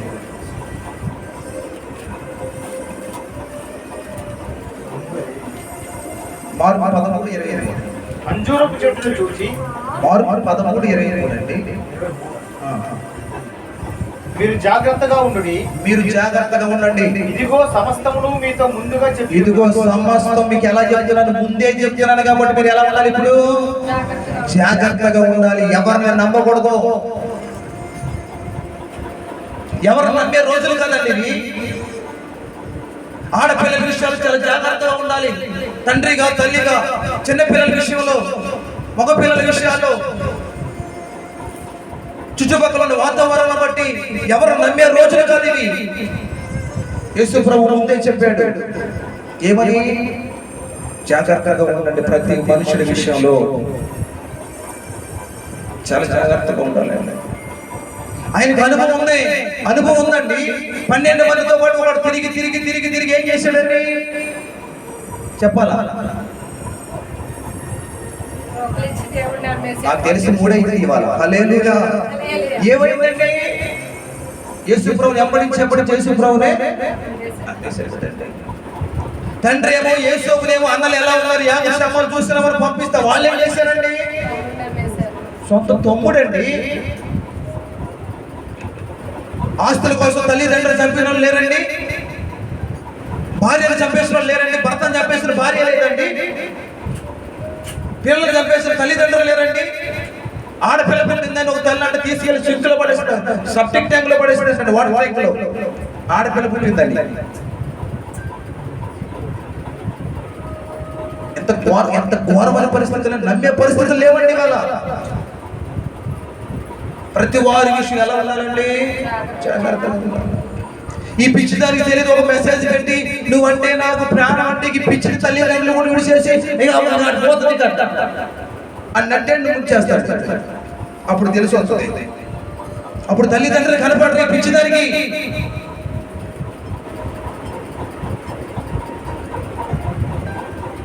ఎట్లా జాగ్రత్తగా ఉండాలి, పిల్లల్ని జాగ్రత్తగా పెంచుకోవాలి కదండి. చదువులు లేవని ఫోన్ పోలిస్తే ఏం చూస్తున్నారు, ఏం చేస్తున్నారు తెలుసుకోవాలి కదండి. పిల్లల్ని తల్లిదండ్రులు గమనించుకోవాలి కదా.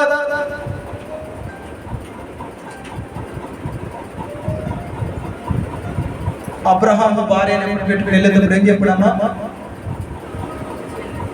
తెలీదా? ఒక ఊరు వెళ్ళినప్పుడు ఏం చెప్పడం జాగ్రత్త?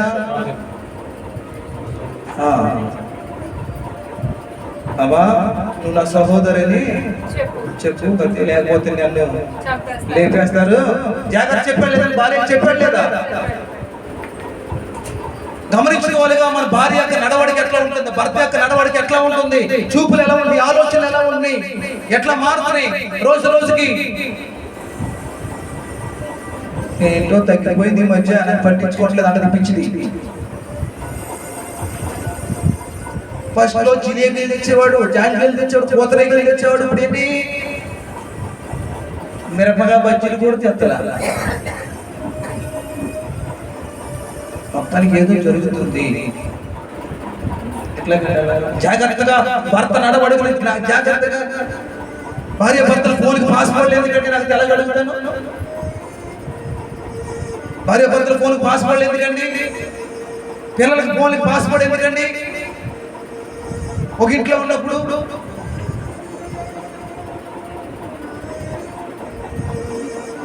మనుషులు నమ్మే రోజులు కాదండి ఇవి. బైబిల్ చెప్తుంది గొప్ప ముంచేస్తారు. తల్లిదండ్రుల రొమ్ముని తన్నేసి ఎంత పెంచి ఎంత చేస్తే మమ్మల్ని గొప్ప ముంచేసేదని ఆత్మహత్య చేసుకున్న తల్లిదండ్రులు ఉన్నారండి. సంఘంలోకి ఎవరో ఒక సేవకుడు వస్తే, ఎవరో వచ్చేదో వాక్యం చెప్తే సంఘం కట్టేస్తావు, నువ్వు తీసుకెళ్ళి ప్రార్థన పెట్టేస్తావు, చోట తీసుకుపోయి ఎట్లా కుదురుతుందండి? యేసు ప్రభు నిన్ను తీసుకొచ్చాడు కదా, యేసు ప్రభు నిన్ను అనేక విషయాలు నేర్పారు కదండి, అనేక మీద అధికారం ఇచ్చాడు కదా దేవుడు. ఎట్లా మరి అట్లయితే? కాబట్టి మొట్టమొదటిది ప్రవర్తన విషయంలో క్రైస్తవులు ఎలా ఉండాలండి? జాగ్రత్తగా ఉండాలి. రెండోది మాట్లాడే విషయంలో జాగ్రత్తగా ఉండాలి. మూడోది కూడా చెప్పి నేను ముగించేస్తాను. నిర్గమకాండము 34:15. ఆ దేశపు నివాసులతో నిబంధన చేసుకోకుండా జాగ్రత్త పడము. ఏం చేయాలండి? ఎవరి విషయంలో చదవండి. వారు ఇతరుల దేవతలతో వ్యభిచరించి ఆ దేవతలకు బలి అర్పించుచున్నప్పుడు ఒకడు నిన్ను పిలిచిన ఎడల నీవు వాని బలి ద్రవ్యమును తినకుండా చూసుకున్నావు. హల్లెలూయా. అంటే దేవుని ఎరగని వారి విషయాలు ఎలా ఉండాలంటే, ఇప్పుడు నీకు విశ్వాసం అయినప్పుడు అవిశ్వాసంతో నీకు జత ఏంటంటే, స్నేహం ఏంటంటే, వాళ్ళతో తిరగడం ఏంటంటే. జాగ్రత్తగా ఉండాలి. దేవుని పిల్లలు సహోదరులు ఐక్యత కలిగి నివసించాలి కదా. అది ఎంతో మేలు, ఎంతో మనోహరం కదండి. రక్షణ పొంది, మారు మనసు పొంది, బాప్తిసం తీసుకుని ప్రభు వాళ్ళ చేవేసే తిరిగి నీవు సినిమా హాల్ చుట్టూ తిరిగి వాళ్ళు తిరుగుతావా? జలసాలు చేసే వాళ్ళతో తిరుగుతావా? ఎట్లాగండి? ఎట్లా కుదురుతుంది? అలాగా కుదరదు కదా. అన్ని జనులతో నీకు బొత్తేంటి? అన్ని అవిశ్వాసంతో నీకు అసలు నీకు బొత్తేంటి? సహవాసం ఏంటి?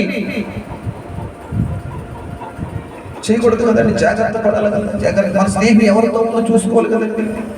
మన పరిచయాలు ఎవరితో ఉందో చూసుకోవాలి కదా. అసలు దేవుడు ఎరిగాడే ఎరగలే తెలుసుకోవాలి కదా. ఆమె తెలుసుకుందో లేదో తెలియాలి కదా. ఆ విషయాలు ఎలా ఉండాలంటే జాగ్రత్తగా ఉండాలంట. జాగ్రత్తగా ఉండాలి.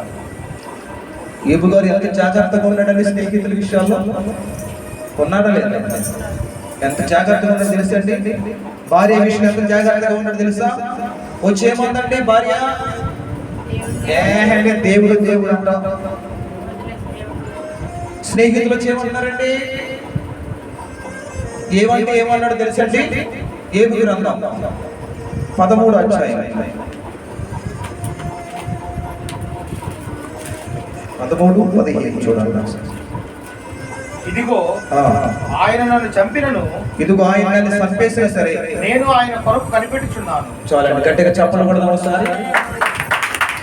భార్య వచ్చి దేవుడు దూషించి చచ్చిపో, దేవుడు దేవుడు అంటున్నావు నువ్వు. దేవుడు తెలియని మనిషి అంటే. స్నేహితులు వచ్చి ఏం చేశాడు దేవుడు నీకు? 10 మంది పిల్లలు చంపేస్తే, 7,000 గొర్రెలు చచ్చిపోతే, 3,000 మందులు చనిపోతే, 500 ఎట్లు జతలు చనిపోతే, 500 ఆడగాడులు చనిపోతే, ఇల్లు కూలిపోతే ఏం మిగిలిందని దేవుడు దేవుడు అంటావు. ఇలాంటి మాటలు చెప్తున్నప్పుడు మనకి ఏమనిపిస్తుందండి? ఏమనిపిస్తుంది?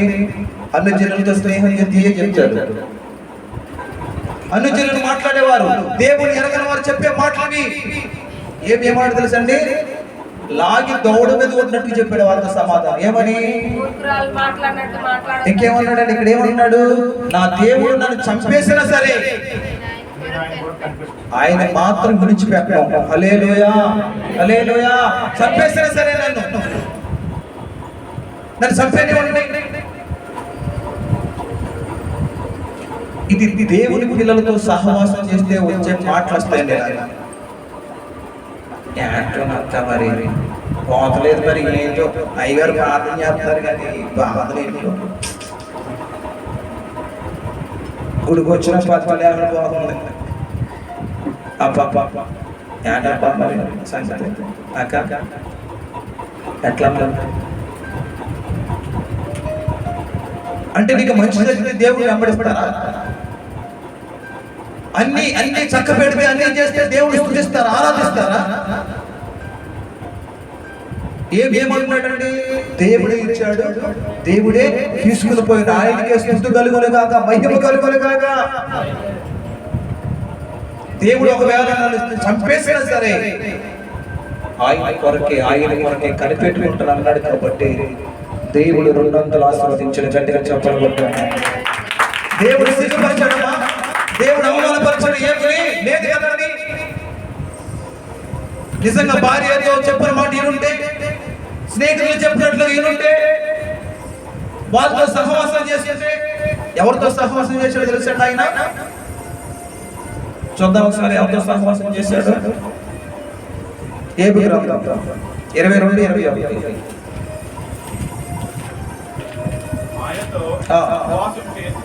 ఇదిగో ఆయనతో సహవాసం చేసిన ఎడల ఇదిగో నీకు సమాధానం కలుగుతుంది, అలాగే మేలు కలుగుతుంది. గట్టిగా చెప్పడం ఉండాలా?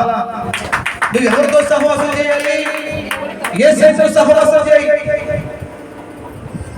అనుచరులతో కాదు, దేవుని ఎరగనటువంటి వారితో కాదు, మూర్ఖులైన వారి తరానికి వేరే జీవించమని అపోస్తలులు చెప్పినప్పుడు వారికి వేరే జీవించాలి.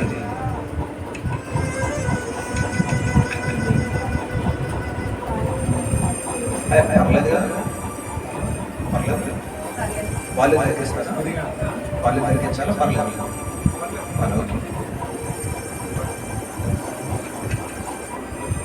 కాబట్టి ఈనాటి దినాల్లో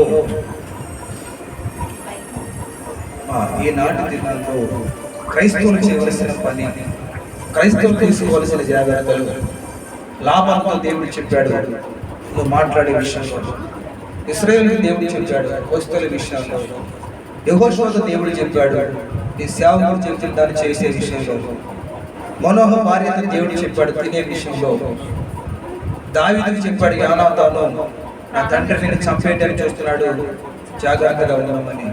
మరి ఈనాటి దినాల్లో క్రైస్తవులకు దేవుడు ఏం చెప్తున్నాడండి? సంఘానికి ఏం చెప్తున్నాడు? మందిరానికి పోయినప్పుడు ప్రవర్తన చూసుకోవాలి. రెండోది వినే విషయంలో జాగ్రత్తగా చూసుకోవాలి. మూడోది అన్ని జనుల విషయాల్లో జాగ్రత్తగా చూసుకోవాలి. వాళ్ళతో మనం ఏం చేయకూడదండి? వాళ్ళతో సహవాసము చేయకూడదు కదండి, వాళ్ళతో చేయకూడదు కదా. దేవుని పిల్లలు దేవునితో సహవాసం చేయాలి కదండి, వాళ్ళతోనే నడవాలి కదా. కొంతమంది మనం చేసే ఫ్రెండ్షిప్ని బట్టి మనం ఏంటో కూడా అంచనా చేస్తారండి. మనం ఎవరితో సహవాసం చేస్తామో కూడా చూసి వారు వీరవుతారంట. ఉందమ్మ సామెత లేదా? చెప్తే వారు వీరయ్యారు. అసలు మన పిల్లలు ఎవరితో స్నేహం చేస్తున్నారు, మన అబ్బాయి ఎవరితో స్నేహం చేస్తున్నాడు, ఇట్లా ఒకసారి గమనించుకోవాలి. వాళ్ళ అలవాట్లు ఏంటి, వాళ్ళ నడకేంటి, వాళ్ళ విధానం ఏంటి, వాళ్ళ మాట తీరేంటి, వాళ్ళ కొన్ని హ్యాబిట్స్ అలవాట్లు ఏంటి, అవన్నీ ఏం చేయాలండి? మందలించాలి కదా. మమ్మీ నువ్వు నన్నే అనుమానిస్తున్నావా, డాడీ నువ్వు నన్నే అనుమానిస్తున్నావా, కలరింగ్ కటింగ్ మాట్లాడమండి, కలర్ కోటింగ్ మాట్లాడండి. ఇట్లాగే పిల్లలు చూసుకోవాలి, ఎవరితో సహవాసం చేస్తున్నారు, ఏం చేస్తున్నారు గమనించుకోవాలా. చాలా మంది దాన్ని గమనించుకోవాలి. ప్రేమ కొద్దీ ఫ్రీగా వదిలేయడం చేత చాలా మంది పాడైపోయిన సందర్భాలు ఉన్నాయండి. హల్లెలూయా, హల్లెలూయా. కాబట్టి ఈనాటి దినాల్లో క్రైస్తవ సమాజం సార్వత్రిక సంఘం తీసుకోవలసిన జాగ్రత్తలు, మొట్టమొదటిగా నువ్వు మందిరానికి వెళ్ళే విషయంలో, రెండోది యేసు ప్రభు మాటలు చెప్పే విషయాలు వినే విషయంలో, మూడోది అన్ని జనులతో కాదు నీ సహవాసము, దేవుని పిల్లలతో సహవాసం చేస్తే, ఆయనతో సహవాసం చేస్తే నీకు మేలు కలుగుతుంది, నీకు ఆశీర్వాదం వస్తుంది, సమాధానం కలుగుతుంది. యేసు ప్రభు చెప్పాడు, పేతురు వాళ్ళతో సహవాసం చేసినంతకాలం చేశావు, ఇక ఆపేసి ఇప్పుడు నువ్వు ఎవరితో సహవాసం చేయి, ఇదిగో నాతో రా, నిన్ను మనుషులు బట్టి జాలగా చేస్తాను. గట్టిగా చెప్పండి. ఈ రోజున మనం ఎవరితో సహవాసం చేయాలి? యేసుతో సహవాసం చేస్తే నిన్ను కూడా మనుషులు బట్టి జాలగా దేవుడు చేస్తాడు. ఎంతమంది వస్తారు, ఎంతమంది మా మందులకు వస్తూ ఉంటారు, పోతా ఉంటారు. వాళ్ళ విషయాలు కాదు మనకు కావాల్సింది. అసలు మన స్థానిక పాఠశాల సేవకుడు ఎవరు, ఆయన ఏం చెప్తున్నాడో మనకు ఆ విషయాలు కావాలా. మీరు పిల్లలు వస్తారండి, మహిమ వచ్చేస్తారు, వాళ్ళకి ఏవో జరగబోయే విషయాలు చెప్పేస్తుంటారు. అంత మాత్రాన నీ మనసు వాళ్ళతో తిరిగి ఎట్లాగండి? పేతురులాగా యాకోబులాగా తిరిగిపోయి ఒక మందిరాన్ని, ఒక గుడారాన్ని, ఒక పర్ణశాల కట్టేస్తాననిపిస్తూ ఉంటే ఎట్లాగండి? అట్లా ఉండకూడదు కదా కదా. ఇవన్నీ విషయాలు, ఈ విషయాలు ఎట్లా ఉండాలంటే చాలా జాగ్రత్తగా ఉండాలి. అటు కృప దేవుడు మనందరికి దయచేసి గాక. ఎక్కడ వరకు అక్కడ లేచిన కూడా చిన్న ప్రార్థన చేస్తాం. ఎక్కడ వరకు అక్కడ లేచిన